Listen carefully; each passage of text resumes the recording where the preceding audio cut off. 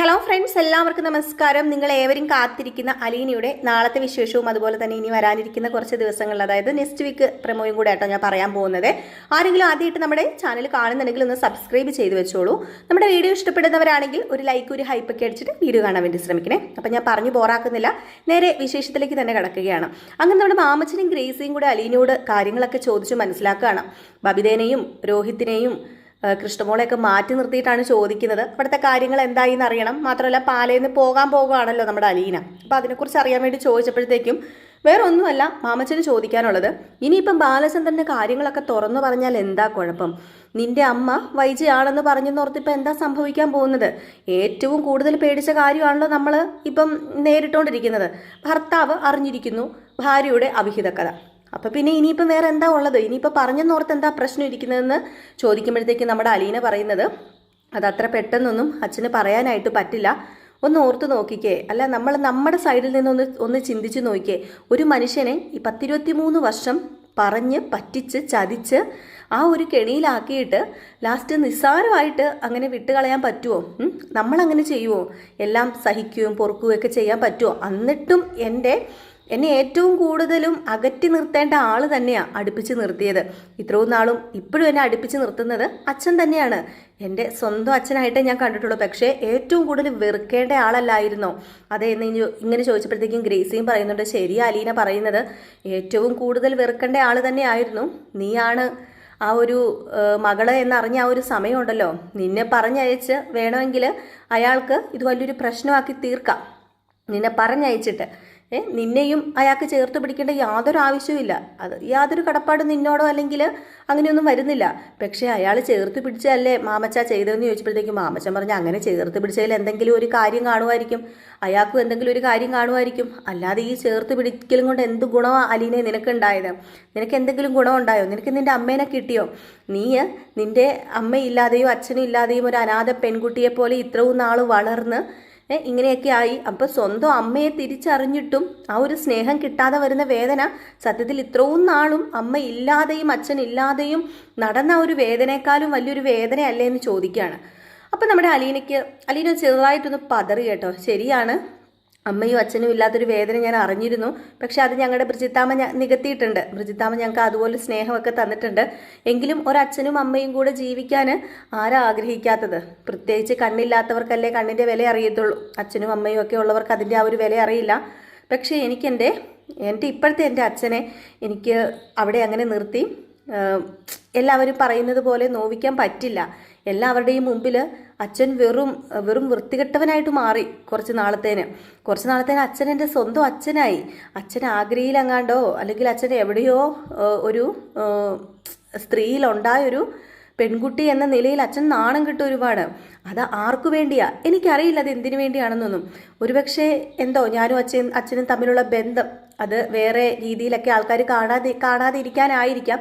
എങ്കിൽ പോലും സ്വന്തം അഭിമാനത്തെ വിറ്റ് ജീവിച്ചില്ലേ എൻ്റെ അച്ഛന്. ഇനിയിപ്പം അതിനൊരു സമയം ഞാൻ അതിൻ്റെ സമയമൊക്കെ അതിക്രമിച്ചു കഴിഞ്ഞു. ഇനിയിപ്പോൾ അത് ഞാൻ ഒരുക്കി കൊടുക്കത്തില്ല. ഇനി എൻ്റെ അച്ഛൻ ജീവിക്കേണ്ടത് അന്തസ്സും അഭിമാനത്തോടും കൂടി തന്നെ ആയിരിക്കണം. പിന്നെ അമ്മയുടെ വീട്ടുകാരും ഒക്കെ ചെയ്ത തെറ്റ് അതൊരിക്കലും അച്ഛന് പൊറുക്കാൻ കഴിഞ്ഞെന്ന് വരില്ല. അതിപ്പോൾ എല്ലാവർക്കും ഒരേ മനസ്സല്ലല്ലോ, പൊറുക്കാൻ കഴിഞ്ഞെന്ന് വരത്തില്ല. അതിനിപ്പോൾ നമുക്ക് കുറ്റം പറഞ്ഞിട്ട് കാര്യമില്ലല്ലോ അങ്കിളെ. ഞാൻ അതിനെക്കുറിച്ച് ഓർത്ത് ബോധേഡാകുന്നില്ല. അറിയുമ്പോൾ അറിയട്ടെ. ഞാൻ ആ വീട്ടിൽ നിന്ന് ഇറങ്ങുന്ന ആ നിമിഷം അച്ഛൻ അമ്മയോട് പറയുമെന്നാണ് പറഞ്ഞിരിക്കുന്നത് ഞാൻ ആരാണെന്നും. അതുപോലെ വൈജയുടെ 23 വർഷം മുമ്പുള്ള കഥയെല്ലാം അച്ഛനടുത്ത് വിളമ്പുന്നാണ് പറഞ്ഞിരിക്കുന്നത്. അപ്പോൾ ഒരു പക്ഷേ ആ വീട്ടിലുണ്ടാകുന്ന പ്രശ്നം ഇപ്പം ഞാൻ ഉണ്ടായിരുന്നതിനേക്കാളും അതിരൂക്ഷമായിരിക്കും. ഈ വൈജയന്തി എന്ന് പറയുന്ന സ്ത്രീ ഒരിക്കലും ഒരാളുടെ മുമ്പിലും തല കുനിക്കാൻ ആഗ്രഹിക്കാത്തൊരു സ്ത്രീയാണ്.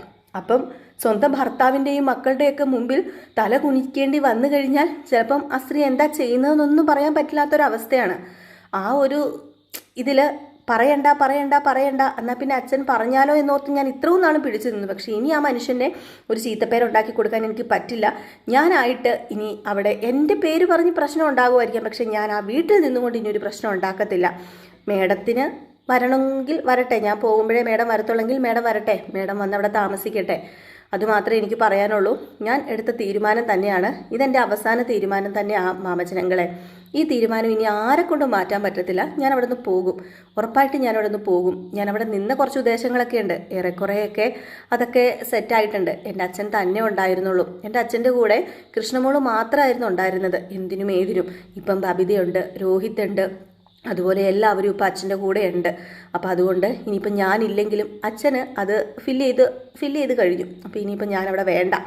ഞാനവിടെ ഉള്ളത് ചിലപ്പോൾ ഒരു എന്താ പറയുക, ആവശ്യമില്ലാത്ത ഒരു ഇതായി പോകും. അതിൻ്റെ ആവശ്യമില്ല. അതുകൊണ്ട് ഞാൻ ഇനിയിപ്പം എവിടെയെങ്കിലും ഒരു ജോലി സെറ്റാക്കാൻ അച്ഛനോട് തന്നെയാണ് പറഞ്ഞിരിക്കുന്നത്. പിന്നെ മാമച്ചനങ്കിളും ഗ്രേസി ആൻറ്റിയും ഒന്ന് ശ്രമിക്കണം. ഇവിടെ എറണാകുളത്ത് എവിടെയെങ്കിലും ഒരു ജോലി സെറ്റാക്കണം. ഇനിയിപ്പം ഹോം നേഴ്സായിട്ടാണെങ്കിലും കുഴപ്പമില്ല, വേറെ ഏതെങ്കിലും സ്ഥാപനത്തിലാണെങ്കിലും കുഴപ്പമില്ല. എനിക്കൊരു ചെറിയൊരു ഹോസ്റ്റൽ അല്ലെങ്കിൽ എവിടെയെങ്കിലും ഒരു ചെറിയൊരു റൂം എടുത്ത് തന്നാൽ മാത്രം മതി. എനിക്കത് മാത്രം മതി, വേറൊരു ആഗ്രഹവും ഇല്ല എന്നൊക്കെ പറഞ്ഞിട്ട് നമ്മുടെ അലീന അവിടെ നിന്ന് ഇറങ്ങുകയാണ് കേട്ടോ. ഇറങ്ങാന്ന് വെച്ചിട്ടുണ്ട്, ആ റൂമിൽ നിന്ന് ഇറങ്ങി വെളിയിലേക്ക് പോവുകയാണ്. അപ്പോൾ രേവതിക്കുട്ടി അവിടെ നിന്നപ്പോഴത്തേക്കും ഗ്രേസിയും അമ്മച്ചനും പറഞ്ഞു, രേവതിക്കുട്ടി ചെല്ല, അവൾ തന്നെ പോവല്ലേ, ചെല്ലാൻ പറഞ്ഞു. കാരണം തന്നെ വിഷമത്തോടു കൂടി തന്നെയാണ് അത്രയും പറഞ്ഞ് കണ്ണൊക്കെ നിറഞ്ഞ് ആണ് നമ്മുടെ അലീന നിൽക്കുന്നത്. വല്ലാത്തൊരു മാനസികാവസ്ഥയിലാണ് അലീന ഉള്ളത്. അപ്പോൾ അതുകൊണ്ട് തന്നെ അത്രയൊക്കെ പറഞ്ഞതല്ലേ. അപ്പോൾ അലീനയെ തന്നെ വിടുന്ന എങ്ങനെയാണ്? അപ്പോൾ രേവതിക്കുട്ടി നീ ചെല്ലെന്ന് പറഞ്ഞ് രേവതിക്കുട്ടീനെ പറഞ്ഞയച്ചു കേട്ടോ. എന്നിട്ട് നമ്മുടെ ഗ്രേസി ചോദിക്കുന്നുണ്ട് മാമച്ചോട്, മാമച്ച നമുക്ക് എന്താ ഈ കൊച്ചിൻ്റെ ജീവിതത്തിൽ ചെയ്തു കൊടുക്കാനായിട്ട് സാധിക്കുന്നത്? നമുക്ക് എന്തെങ്കിലും ചെയ്തു കൊടുക്കണ്ടേ? കാരണം അവൾ വല്ലാത്തൊരു സാഹചര്യത്തിലല്ലേ ഉള്ളത്. അവൾക്കിപ്പോൾ ആരാ ഉള്ളത്? അവൾക്കിപ്പോൾ നോക്കിക്കഴിഞ്ഞിട്ടുണ്ടെങ്കിൽ നമ്മളൊക്കെ അല്ലേ ഉള്ളൂ. അപ്പോൾ എന്തെങ്കിലുമൊക്കെ ചെയ്ത് കൊടുക്കണ്ടേ എന്ന് ചോദിക്കുമ്പോഴത്തേക്കും മാമച്ചൻ പറഞ്ഞു, നമ്മൾ എന്ത് ചെയ്തു കൊടുക്കാനാ? നമ്മൾ എന്തെങ്കിലും ചെയ്തു കൊടുത്താൽ അവൾ സ്വീകരിക്കുന്നത് നിനക്ക് തോന്നുന്നുണ്ടോ? ഒരിക്കലുമില്ല. അവളുടെ അഭിമാനത്തെ അത് വ്രണപ്പെടുത്തുന്ന രീതിയിലേ ആകത്തുള്ളൂ. അതുകൊണ്ട് നമ്മൾ എന്തെങ്കിലും ചെയ്തു കൊടുത്തു കഴിഞ്ഞിട്ടുണ്ടെങ്കിൽ അവളത് സ്വീകരിക്കില്ല. പക്ഷേ ജോലി സെറ്റാക്കി കൊടുക്കുന്ന കാര്യം വേണമെങ്കിൽ ഞാനൊന്ന് നോക്കാം.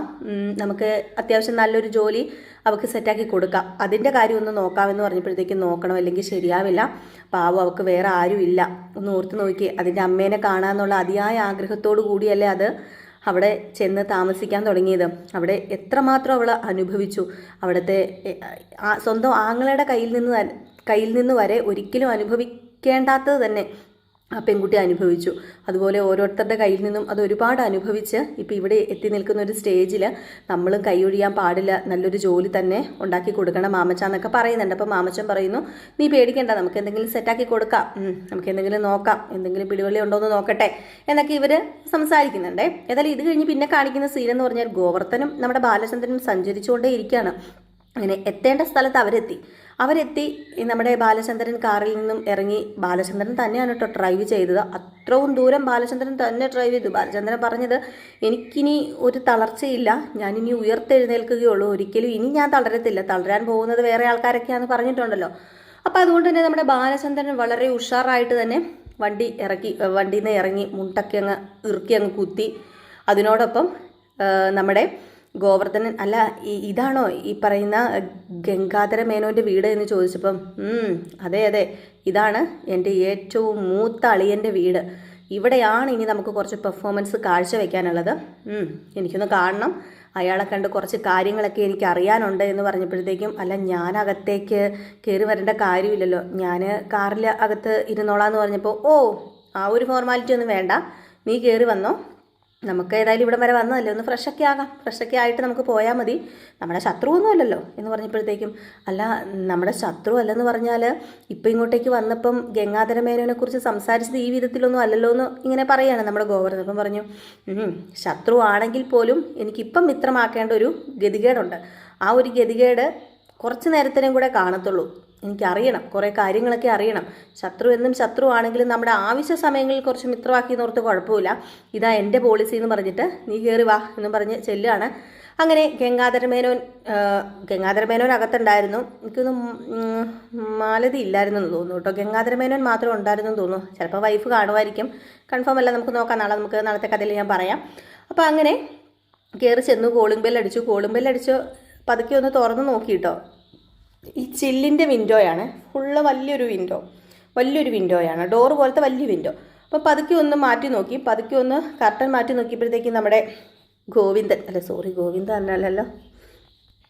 ഗോവിന്ദനല്ല നമ്മുടെ ബാലചന്ദ്ര മേനോൻ ഇങ്ങനെ നിൽക്കുകയാണ്. അപ്പം തന്നെ ഗംഗാധര മേനോന് മനസ്സിലായി, ബാലചന്ദ്രൻ അങ്ങോട്ടേക്ക് വന്നിട്ടുണ്ടെങ്കിൽ അതിലെന്തെങ്കിലും കാര്യമായിട്ടുണ്ട്, എന്തോ വലിയ കാര്യം സംതിങ് ഉണ്ട് എന്ന് മനസ്സിലായി. ഏതായാലും വാതിൽ തുറക്കാതിരിക്കാൻ പറ്റില്ലല്ലോ. വാതിൽ തുറന്നു. ആ ഇതാര്, ബാലനോ, കയറി വാ ബാല എന്നും പറഞ്ഞ് ബാലനെ വിളിച്ചു. ബാലനകത്ത് കയറി. ആ ബാലൻ ഇരിക്കുകയെന്ന് പറഞ്ഞു. അപ്പോഴത്തേക്കും ഗംഗാധര മേനോനോട് ബാലൻ പറയുന്നുണ്ട്, ഞാൻ ക്ഷണം സ്വീകരിച്ചു വന്നതൊന്നും അല്ല, എനിക്കൊന്ന് കാണണമായിരുന്നു, നിങ്ങളെ കണ്ട് കുറച്ച് സംസാരിക്കാനുണ്ട്. നിങ്ങളെ നല്ല ഗംഗേട്ടനെ കണ്ട് കുറച്ച് സംസാരിക്കാനുണ്ട്. അത് ഒത്തിരി വെച്ച് നീട്ടുന്നില്ല. ഇനിയിപ്പം അതിനുള്ള ടൈം ഇല്ലയെന്ന് പറയുമ്പോൾ അല്ല, ഒന്ന് ഫ്രഷൊക്കെ ആയി ഒരു ചായയൊക്കെ കുടിച്ചിട്ട് പോരേന്ന് ചോദിക്കുമ്പം അങ്ങനെ ഫ്രഷ് ആകാനോ ചായ കുടിക്കാനോ ഉള്ളൊരു ബന്ധം കൂടലിനല്ല ഞാൻ ഇങ്ങോട്ടേക്ക് വന്നത്. ഗോവർദ്ധന, നീ അവിടെ വെയിറ്റ് ചെയ്യുക, എനിക്ക് കുറച്ച് പേഴ്സണലായിട്ട് ഗംഗേട്ടനോട് സംസാരിക്കാനുണ്ടെന്ന് പറയുമ്പോഴത്തേക്കും പേഴ്സണലായിട്ടോ? ആ അതെ, എനിക്ക് കുറച്ച് പേഴ്സണലായിട്ട് സംസാരിക്കാനുണ്ട്. എന്നാൽ പിന്നെ നമുക്ക് റൂമിൽ പോകാമെന്ന് പറഞ്ഞ് നേരെ റൂമിലേക്ക് വിളിച്ചുകൊണ്ട് പോയി. റൂമിലേക്ക് വിളിച്ചുകൊണ്ട് പോയിട്ട് നമ്മുടെ ഗംഗാധരൻ മൊത്തമാകെ ഒരു പതർച്ചയാണ്, ഒരു വിളറി വെളുത്ത് നിൽക്കുന്നൊരവസ്ഥ, വീർത്ത് നിൽക്കുന്നൊരവസ്ഥ. അപ്പോഴത്തേക്കും ഗംഗാധരൻ ചോദിച്ചു, എന്ത് പറ്റി? ഗംഗാധരനല്ല, ബാലചന്ദ്രൻ ചോദിച്ചു, എന്ത് പറ്റി? ഗംഗേട്ടന് വല്ലാത്തൊരവസ്ഥയിലാണല്ലോ, എന്ത് പറ്റിയെന്ന് ചോദിച്ചപ്പോഴത്തേക്കും, അല്ല കാര്യം പറ, ഇപ്പം ബാലൻ വന്നതിൻ്റെ ഉദ്ദേശം എന്താണ്? ഞാൻ വന്നതിൻ്റെ ഉദ്ദേശം എന്താണെന്ന് അതിവ്യക്തമായിട്ട് ഇപ്പം ഗംഗേട്ടൻ അറിയാം. ഞാൻ ഇതിനു മുമ്പ് ഇവിടെ വന്നത് എന്തിനായിരുന്നു? ഞാൻ ഇതിനു മുമ്പ് ഇവിടെ വന്നിട്ട് പോയത് ഹൃദ്രോഗിയായിട്ടാണെങ്കിൽ ഇപ്പം ഞാൻ ഉഷാറോടുകൂടിയാണ് വന്നിവിടെ നിൽക്കുന്നത്. ഇനി ഒരിക്കലും ഹൃദ്രോഗിയാകാൻ എനിക്ക് മനസ്സുമില്ല, ഞാൻ ഹൃദ്രോഗി ആവത്തുമില്ല. അതുകൊണ്ട് ഞാൻ ചോദിക്കുന്നതിനൊക്കെ എനിക്ക് ആൻസർ കിട്ടിയേ പറ്റൂ ഗംഗേട്ടാ, എനിക്കത് വേണം. മാന്യതയോടെ ഭാഷയിലാണ് ഞാൻ നിങ്ങളോട് സംസാരിക്കുന്നത്. ഗംഗേട്ടൻ എന്ന് തന്നെ വിളിച്ചാണ് ഞാൻ നിങ്ങളോട് സംസാരിക്കുന്നത്. പക്ഷേ ഈ മാന്യത നിങ്ങളോട് കാണിക്കേണ്ട ഒരാവശ്യമില്ല എനിക്ക്. അത്രയ്ക്കും എന്നോട് കൊടുംചതി ചെയ്തിട്ട് നിൽക്കുന്ന നിങ്ങളുടെ മുമ്പിൽ ഈ മാന്യത ഞാൻ കാണിക്കുന്നുണ്ടെങ്കിൽ എനിക്ക് കുറച്ച് കാര്യങ്ങളൊക്കെ അറിയണമെന്ന് പറഞ്ഞപ്പോഴത്തേക്കും, അല്ല എന്ത് കാര്യം ഇപ്പം അറിയേണ്ടതെന്ന് ചോദിച്ചു. അപ്പോൾ എനിക്ക് വേറെ ആരെക്കുറിച്ചും അല്ല അറിയേണ്ടത്, എനിക്കറിയേണ്ടത് സ്റ്റാൻലീനെ കുറിച്ച് തന്നെയാണ്. നിങ്ങളുടെ പെങ്ങളുണ്ടല്ലോ, പെങ്ങള് പണ്ട് കാമുകനായിട്ട് കൊണ്ടു നടന്നില്ലേ സ്റ്റാൻലി, അലീനയുടെ അച്ഛൻ സ്റ്റാൻലീനെ കുറിച്ച് അറിയേണ്ടതെന്ന് പറഞ്ഞു. ഇത് കേട്ടപ്പോൾ തന്നെ നമ്മുടെ ഗംഗാധരൻ ഒന്ന് ഞെട്ടി കേട്ടോ. ഗംഗാധരൻ ഒന്നും മിണ്ടിയില്ല. അത് പിന്നെ സ്റ്റാൻലി ഇപ്പോൾ എവിടെയാണ് ഉള്ളത് എന്നൊന്നും എനിക്കറിയില്ല എന്ന് പറഞ്ഞപ്പോഴത്തേക്കും, എനിക്ക് സ്റ്റാൻലീനെ കുറിച്ച് അറിയണം, എനിക്ക് സ്റ്റാൻലീനെ കുറിച്ച് അറിഞ്ഞേ പറ്റൂ. നിങ്ങൾക്ക് ഇപ്പോൾ എവിടെ ഉള്ളതാണെന്ന് അറിയത്തില്ലെങ്കിൽ വേണ്ട. നേരത്തെ സ്റ്റാൻലി എവിടെയാണ് താമസിച്ചിരുന്നതെന്നും നേരത്തെ സ്റ്റാൻലിയുടെ അഡ്രസ്സ് എന്താണെന്ന് നിങ്ങൾക്കറിയാലോ. ഒരു അഡ്രസ്സ് ഉണ്ടല്ലോ, ഒരു മനുഷ്യൻ്റെ അഡ്രസ്സ് ഒരിക്കലും മാറാൻ പോകുന്നില്ലല്ലോ. ആ അഡ്രസ്സ് തന്നെയാണല്ലോ. എനിക്ക് ആ അഡ്രസ്സ് കിട്ടിയേ പറ്റൂ എന്ന് പറയുമ്പോൾ, അല്ല ഇപ്പം എന്തിനാ ബാലചന്ദ്ര നീ അതൊക്കെ അന്വേഷിച്ചിറങ്ങുന്നത്? എനിക്കിപ്പോൾ അത് അന്വേഷിച്ചിറങ്ങാൻ തോന്നി, അതുകൊണ്ട് ഞാൻ അത് അന്വേഷിച്ചിറങ്ങുന്നു.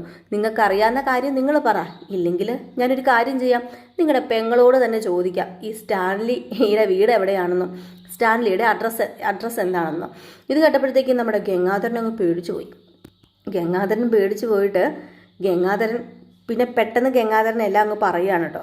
ഗംഗാധരൻ പിന്നെ പറഞ്ഞു, ഞാൻ പറയാം ബാലചന്ദ്രൻ, നീ അവിടെ ഇരിക്കാൻ പറഞ്ഞു. അപ്പം ബാലചന്ദ്രൻ പറഞ്ഞു, ഞാൻ ഇരിക്കുവോ നിൽക്കുവോ, പറയാനുള്ളത് പറ, എനിക്ക് അറിയാനുള്ളത് എനിക്ക് കേട്ടേ പറ്റുള്ളൂ എന്ന് പറഞ്ഞു. അങ്ങനെ നമ്മുടെ സ്റ്റാൻലിയുടെ ഫുൾ നെയിം വരെ പറഞ്ഞു കൊടുക്കുന്നുണ്ട്. അഡ്രസ്സും ഗംഗാധര മേനോൻ്റെ കയ്യിൽ നിന്ന് തന്നെ കിട്ടുന്നുണ്ട്. അപ്പോൾ അടിപൊളി വിശേഷങ്ങളാണ് ഓരോ ദിവസവും വരാനിരിക്കുന്നത്. അപ്പം നാളെ ഏകദേശം ഈ ഭാഗമൊക്കെ കാണിച്ചിട്ട് അങ്ങ് തീരുകയാണ് ചെയ്യുന്നത്. തീർന്നില്ല, ഇനിയിപ്പം നമ്മുടെ ഈ ഫുള്ള് ആഴ്ചയിലെ വിശേഷം എന്ന് പറയുന്നത് തകർപ്പൻ വിശേഷങ്ങൾ തന്നെയാണ്. കുറച്ച് അലീനയുടെയും രോഹിത്തിൻ്റെയും കൃഷ്ണമോളുടെയും രേവതിക്കുട്ടിയുടെയൊക്കെ ആ ഒരു എൻജോയ്മെൻ്റ് ഒക്കെ കാണിച്ചു വിടും. പിന്നെ കുറച്ച് നമ്മുടെ വൈജ അവിടെ കിടന്ന് ഉരുകുന്നുണ്ട്. ഇപ്പം വൈജയ്ക്ക് ഇനിയിപ്പം കൈതക്കൽ വീട്ടിൽ നിൽക്കാൻ പറ്റത്തില്ലാത്തൊരവസ്ഥയാണ്. കൈതക്കൽ നിന്ന് ഇറങ്ങിയേ പറ്റൂ. അതുപോലെയാണ് കമല അവിടെ കിടന്ന് ഓരോന്ന് ചെയ്തു കൂട്ടുന്നത്. അപ്പോൾ അതുകൊണ്ട് എത്രയും പെട്ടെന്ന് മാറണം. പക്ഷെ അലീന ഇപ്പോഴൊന്നും പോകാൻ പോകുന്നില്ല കേട്ടോ. അലീന ഇപ്പം നമ്മുടെ ബാലചന്ദ്രൻ വിടത്തില്ല. അതുകൊണ്ട് തന്നെ ഈ പറയുന്ന നമ്മുടെ വൈജ വേറൊരു ഹോം നേഴ്സിനെ ഏർപ്പാടാക്കിയിട്ട് അവിടെ നിന്ന് വേറൊരു റൂം എടുത്ത് മാറുകയാണ് വൈജ ചെയ്യുന്നത്. അപ്പം പിന്നെ കാണിക്കുന്ന സീനെന്ന് പറഞ്ഞിട്ടുണ്ടെങ്കിൽ നമ്മുടെ ബാലചന്ദ്ര മേനോന് സ്റ്റാൻലിയെ തിരക്കി ഇറങ്ങുകയാണ്. കൊളുത്തുപ്പുഴ എന്ന് പറയുന്ന കൊല്ലത്തേതോ ഒരു ഭാഗത്താണ് നമ്മുടെ സ്റ്റാൻലി ഉള്ളതെന്നാണ് ഈ പറയുന്ന ഗംഗാധര മേനോൻ്റെ കയ്യിൽ നിന്ന് കിട്ടുന്ന ഇൻഫർമേഷൻ. ഈ സ്റ്റാൻലിക്ക് ഒരു ചെറിയൊരു ആക്സിഡൻ്റ് ഒക്കെ പറ്റിയിട്ടുണ്ട്. ഈ പറയുന്ന നമ്മുടെ സ്റ്റാൻലിയുടെ ആക്സിഡൻറ്റ് വരുത്തി തീർത്തത് തന്നെയാണ്. കുഞ്ഞിരാമ മേനോനും മക്കളും ഒക്കെ ചേർന്നിട്ട് കുറച്ച് കളികളൊക്കെ ഇതിൽ കളിച്ചിട്ടുണ്ട്. ഈ സ്റ്റാൻലി വെറും ചില്ലറക്കാരനൊന്നുമല്ല. സ്റ്റാൻലി ആരാണെന്ന് അറിഞ്ഞു കഴിഞ്ഞിട്ടുണ്ടെങ്കിൽ, സത്യം പറഞ്ഞിട്ടുണ്ടെങ്കിൽ എല്ലാവരും ഞെട്ടും. അതുപോലെ ഒരു മനുഷ്യനാണ് സ്റ്റാൻലി. വളരെയധികം ദയോ മനസ്സാക്ഷിയോ ഒക്കെ നമ്മൾ ഒരിക്കലും പ്രതീക്ഷിക്കരുത്.